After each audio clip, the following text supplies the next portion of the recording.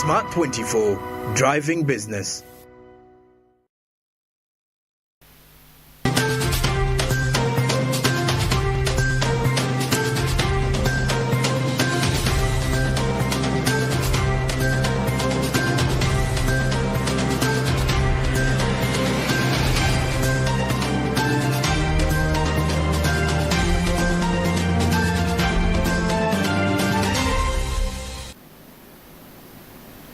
All right, now we continue with more business today. Thank you very much for keeping it SMART24 TV.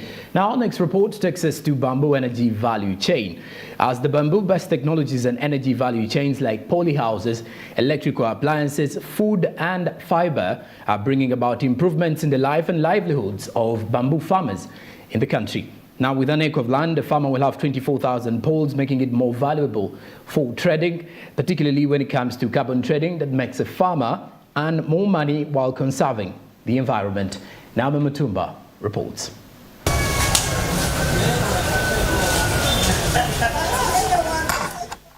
Bamboo is a grass with more than 10,000 recognized uses, primarily in the manufacture of furniture, clothes, beadwork, and firewood, as well as in cottage and construction industries. In order to cover 1 acre, 200 bamboo seedlings are needed, which costs on average 5,000 shillings.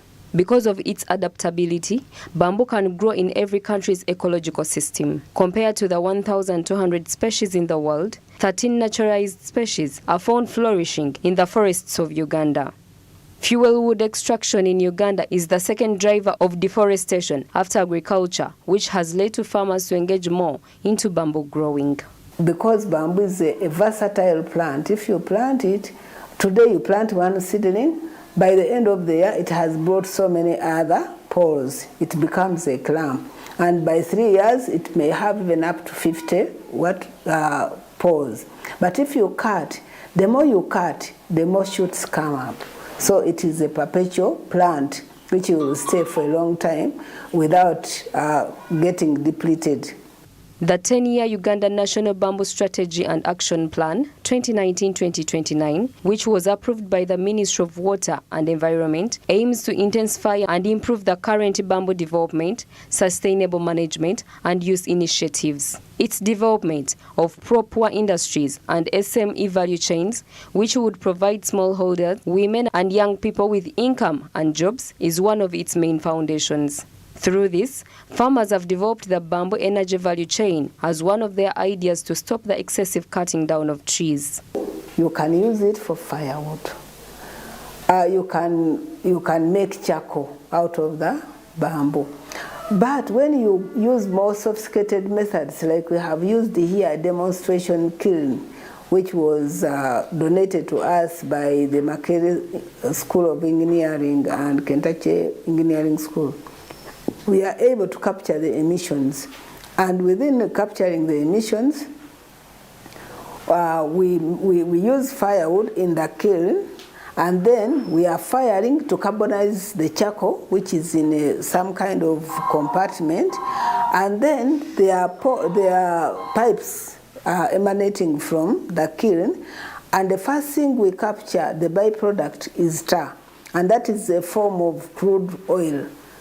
In Uganda, they don't know, they are just land bamboo here in Uganda, but they know most especially timber, what eucalyptus, but bamboo is just coming as in Uganda we call it as a gift, because few people knows those bamboo via addition, but here in Uganda we just go slowly to put a value addition in bamboo because if you order, for example, a table from China, it's very expensive.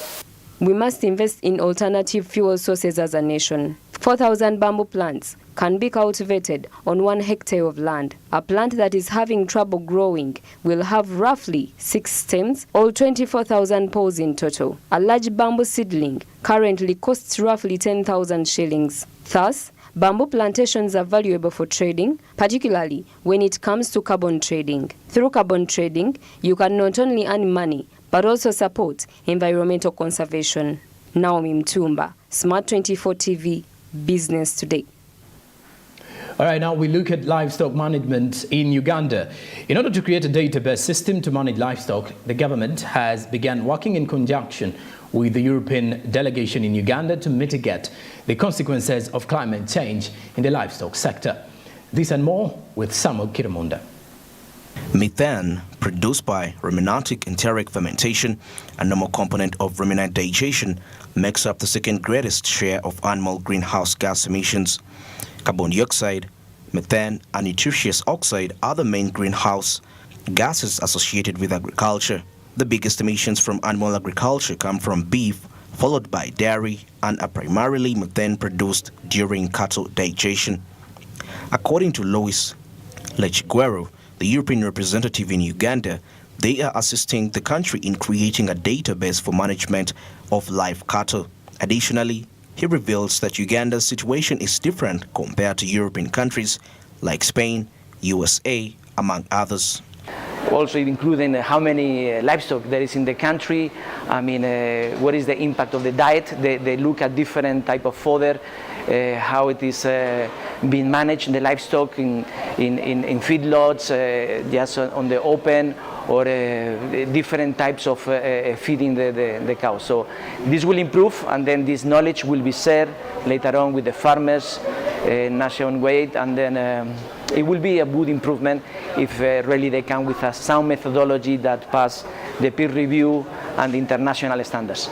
Objectives of this program is to measure the methane contribution, as well as to develop a database and a sound system to measure its contribution to climate change.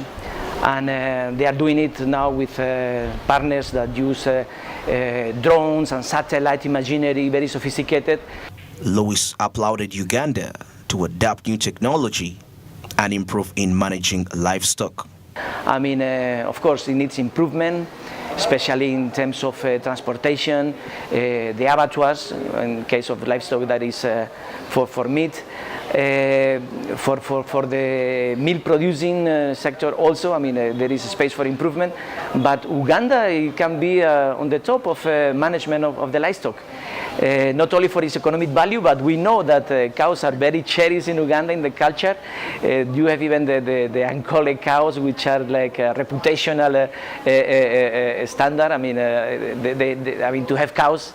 Alex Otenya, a lawyer, consortium manager for Ministry of Water and Environment in the Department of Climate Change, committed to support Uganda in providing production through livestock and reduce emission of greenhouse gases. Uganda, especially the cattle corridor, the major economic activity is animal rearing, and especially large ruminants like cattle do emit a lot of methane, and majorly it is cattle that the major emitter of methane.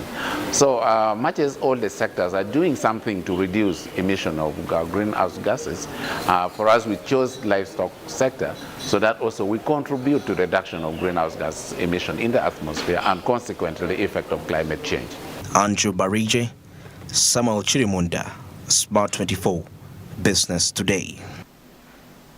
All right, now away from that, we look at the fuel prices on Uganda's economy. Evidently, the fuel prices have had a huge impact on the status of the economy, but we've seen the fuel prices go down, which implies that other commodities should as well go down too.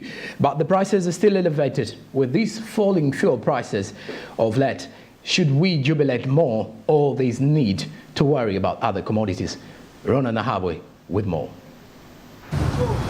Inversely, when gas prices fall, it is easy for tank prices to be filled for businesses and household activities. It is also a damper on the economic activity for businesses that survive on oil, such as airlines, trucks, and other business activities. In general, higher fuel prices are a drag to the economy. According to an economist from Makerere University, Fred Muhumuza, there was a misconception of Ugandans thinking that the economy would quickly revamp immediately after they announced that the lockdown was over. But rather, it is an integral process that requires a lot of time to stabilize for the economy to quickly catch up. We have more. Most of the developed countries, if not all of them, are going into winter where they use a lot of gas and oil. Now, that means we might see a spike in the demand for oil and gas during winter, as people have to keep warming up and heating up their premises. Now, whether they increase to match that increased demand is a question that will determine what we see the oil prices going to. Of course, fuel prices do not alone determine the nation's outlook. However, these trends imply that, in contrast to other products we purchase, gas has a meaningful influence on how Ugandans see their own circumstances, the status of the economy as a whole, and even the state of the economy. Consumers are uncertain as to whether the recent modest decline in petrol pump costs is a signal to a return to the pre-COVID pandemic prices or merely a one-time relief. Does the drop in fuel prices have an equal impact on food prices too?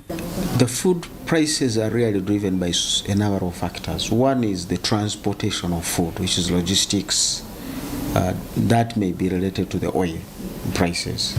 But it's a small component really, depending on the season where we are. Food prices, by and large, the major determinant is the seasons of harvest and planting. Now, we've not had very good weather for the last maybe 2 or 3 years. That has affected us. Of course, you have heard of the famine in Somalia. Theirs is always in extreme. But that effect on Somalia for no good weather for the last 3-4 years or seasons has also affected other parts of the East African region, including us. So for 2 years, we haven't had some good supply, meaning our reserves and inventories that move us in between seasons have been compromised. And the people need to notice, as they say, watch out what you ask for, you might get it. Uganda traded itself as a food basket of the region. Uganda began to look at itself as not a landlocked country, but a land-linked country, because many people are referring to your markets at a global level. Riders of border borders allege that a litre of fuel no longer gets them as far as they used to for the same price. A litre, like this bike of mine, a litre goes for about 30 kilometers. But now, in 30 kilometers, I would get some money. That's when fuel was at 3,000. I would make sure that at least in that, I would get maybe 5,000 as the profit, minus the fuel.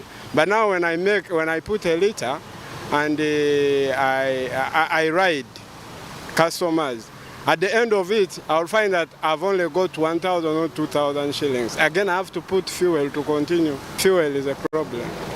Another source also revealed that fuel prices are determined by global consumption. Sometimes global consumption will determine the price.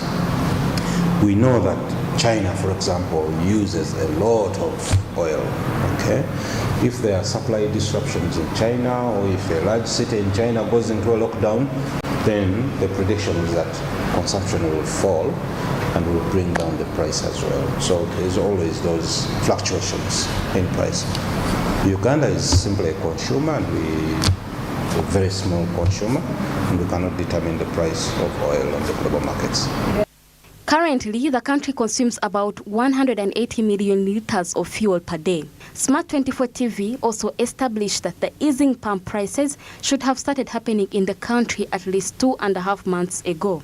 But the fuel dealers or companies could not adjust downwards because they had overstocked before the international crude prices started easing. Donna Nahabwe, SMART24 TV, Business Today.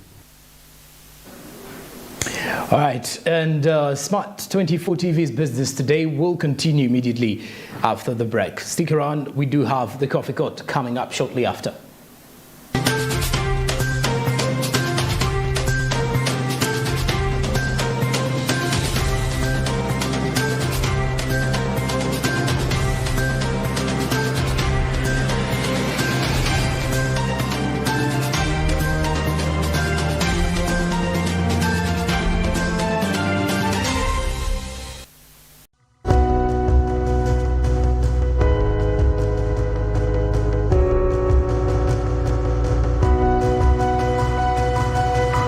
SMART24, driving